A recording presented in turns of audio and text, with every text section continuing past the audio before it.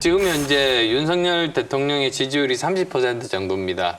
그 행정부뿐만 아니라 정당이 제대로 역할을 해서 이제는 마음이 떠났던 그 스윙보터층, 중도층들의 마음을 얻는 역할을 해야만 되는 것이거든요. 근데 30% 가지고 총선에서 이길 수는 없지 않습니까?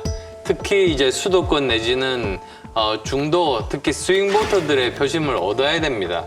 그러려면 이 정당에서 대표가 되는 사람은 지금 현재 윤석열 대통령이 하고자 하는 것을 정책적으로 국회에서 뒷받침함과 동시에 잘못된 부분에 대해서는 제대로 지적을 하는 자기 목소리를 내고 민심을 전달하고 더 좋은 제대로 된 그런 정책들을 내세우는 것, 그게 저는 역할이라고 생각합니다.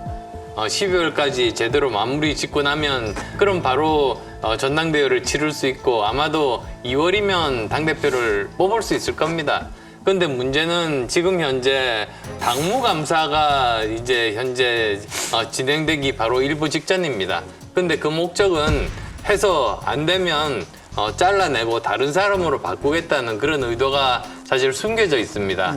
근데 그것 자체가 워낙 시간이 오래 걸리다 보니까 그렇게 되면 그게 한 2달 된다고 치죠. 그럼 4월 아닙니까?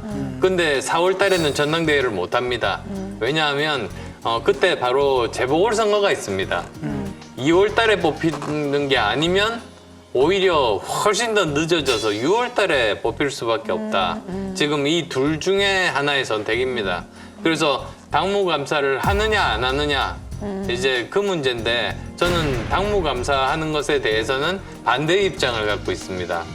결국 핵심은 이른바 윤석열 대통령을 지지할 수 있는 또 윤석열 대통령을 따라할 수 있는 의원 후보들을 더 많이 누가 더 가져갈 수 있느냐, 거기에 관건이 있는 거 아닙니까? 그 국민의힘은? 꼭 그렇지는 않습니다. 네, 왜 그러냐면 현실적으로. 제가 한번 설명을 드려볼게요. 옛날에는 사실은 각 그 현역 의원이라든지 또는 당협위원장이 명령을 하면 거기에 있는 당원들이 또는 그때는 대의원들이죠. 다 명령을 듣는 구조입니다. 근데 요즘은 그렇지가 않습니다. 요즘은 아무리 위에서 명령을 하더라도 당원들이 자기 판단에 의해서 투표를 합니다. 그리고 그 기준은 누가 당대표가 되면은 이번 총선에서 이길 수 있을 것인가? 그게 제일 큰 관심사입니다. 그렇지 않고 만약에 정말 청와대 생각과 정말 100% 동일한 당 구조로 만든다. 그럼 30%에서 못 벗어나고 결국은 총선에서 지고 윤석열 대통령 임기 5년 동안 아무것도 못합니다.